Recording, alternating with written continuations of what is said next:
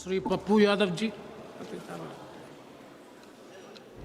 अध्यक्ष जी, सभापति महोदय, बहुत बहुत धन्यवाद। मैं सबसे पहले किसी भी व्यवस्था के पहले आरटीआई और ऑडिट, सरकार सबसे पहले उसको किसी भी बिल लाने के पहले उससे अलग रखती है। ऑडिट क्यों नहीं होता है किसी भी पदाधिकारी का, किसी भी व्यवस्था का ऑडिट, और आरटीआई क्यों उससे दूर कर दिया जाता है? जब से सरकार बनी, ऑडिट और आरटीआई को सभी तरह के चोरी वाली व्यवस्था से उसको दूर कर दिया गया। दूसरी चीज, अध्यक्ष जी, कौन ऐसा व्यक्ति होगा, बाबा साहब अम्बेडकर ने स्पष्ट रूप से उन्होंने अपने संदर्भ में कही थी कि who is the responsibility, accountability तय किसकी होगी जो दुनिया में एक बेहतर व्यवस्था को चला पाएगा।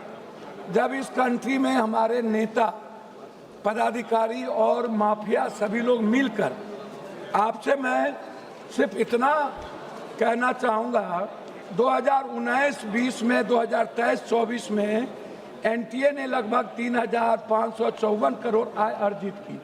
3,554 18 में एनटीए को लाया गया। उसके पहले वो मध्य प्रदेश में एजुकेशन में ये बड़े पदों पर थे। हाई कोर्ट ने इनको गिल्टी किया, फिर ये गिल्टी हुए।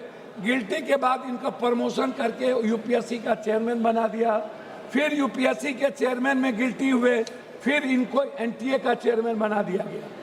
एक ही पदाधिकारी दुनिया में इतने ईमानदार हैं कि जिनको बार बार इनको दुनिया के बड़े पदों पर रख दिया जाता है और एनटीए के बारे में कोई चर्चा नहीं होती है। दूसरी चीज, 26 तक केवल 24 ही पदाधिकारी एनटीए के पास है। मात्र 24 पदाधिकारी के द्वारा ये एनटीए चला रहे हैं, ये एग्जामिनेशन कंडक्ट कर रहे हैं। आपको आश्चर्य होगा सभापति महोदय, यह व्यक्ति, यह संस्था एक ऐसी संस्था है जिन्होंने 6 करोड़ से 8 करोड़ बच्चों का फॉर्म भरवाती है। 6 करोड़ से 8 करोड़, 20 लाख एग्जाम होता है 1 लाख नौकरी में, और 15 लाख एग्जाम होता है 1000 की नौकरी में जेई का, और नीट्स का होता है 20 लाख। 1 लाख नौकरी हम दे पाते हैं नहीं। हम कुछ बीएमएस में ले जाते हैं और कुछ हम बीएमएस के बाद नर्सिंग में ले जाते हैं। हमारे बच्चे क्या कहते हैं, क्या हुआ सर? पहली बार जब हमारे बच्चे ने एग्जाम दिया तो उनको लगा कि हम 490-500 के लगभग मार्क ले आएंगे। जब दूसरे बार एग्जाम दिया बच्चा तो उनको 290 डिप्रेस में चले गए। लगभग 26 बच्चों की शहादत के बाद और इतने बड़े जीएनजी के क्रांति के बाद कितने लोग डेथ किए, उनकी शहादत के बाद 1 लाख से ज्यादा बच्चे डिप्रेसमेंट में चले गए, डिप्रेशन में चले गए। उसकी चर्चा इस भारत में नहीं है कि जो पहली बार 500 मार्क्स लाते और दूसरी बार 296। पहले बार जो क्वेश्चन था वो ब्रॉड था और दूसरे बार जो क्वेश्चन आया वो सेलेक्टेड कर दिया गया। मैं जानना चाहता हूं इस सरकार से 6 से 8 करोड़ फॉर्म क्यों भराया जाता है? ये पैसा एनटीए को क्यों दिया जाता है? ये इसमें किसकी किसकी हिस्सेदारी है? दूसरी बात कि ये कहते हैं कि इन्वेस्टिगेशन कौन करेगा, इन्वेस्टिगेशन को तय कौन करेगा? सीबीआई ने 5 बेईमान और चोर को, जैसे संजय मुखिया को, जिसने सबसे बड़ी चोरी की बिहार में क्वेश्चन रिकॉर्ड में, उसको बड़ी कर दिया। आप कह रहे हो एसआईटी, तो एसआईटी कौन बनाएगा? एसआईटी बनाएंगी सरकार। स्टेट के अधिकार को छीन लिया गया। हमारा उसमें आपसे सिर्फ रिक्वेस्ट है कि जो पेपर लीक मामला है, ये पेपर लीक से नहीं है। आप इसको इस रूप में मत देखिए, इसके टर्नओवर को देखिए। इसके 2026 में छोटे वेंडरों के लिए 5 से 10 साल की सजा। आपने एनटीए के बारे में कुछ नहीं कहा। एसटीएफ बनाएंगे सत्ताधारी। आप 25 लाख बच्चे जो टारगेटेड हुए उसमें भारत को अमेरिका के तर्ज पर एसएटी जीआरई मॉडल के साथ सर अभी शुरू किए सर नहीं कंप्यूटर बेस्ड एडोपेटिक टेस्टिंग लागू करनी चाहिए रियल टाइम के अनुसार। कोरिया शोगनम मॉडल अपनाना चाहिए जहां पेपर सेट करने वाले सैकड़ों प्रोफेसर परीक्षा से 1 महीने पहले गुप्त स्थान पर कड़ी सुरक्षा में पूरी तरह आइसोलेट कैद कर दिया जाता है।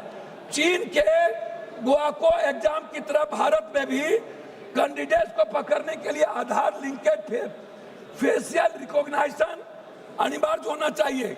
चीन के ही तर्ज पर चीटिंग करने वाले उम्मीदवार को माफियाओं के नाम डेटाबेस में डालकर आजीवन सरकारी नौकरी सुविधा और ब्लैक लिस्टेड कर देना चाहिए।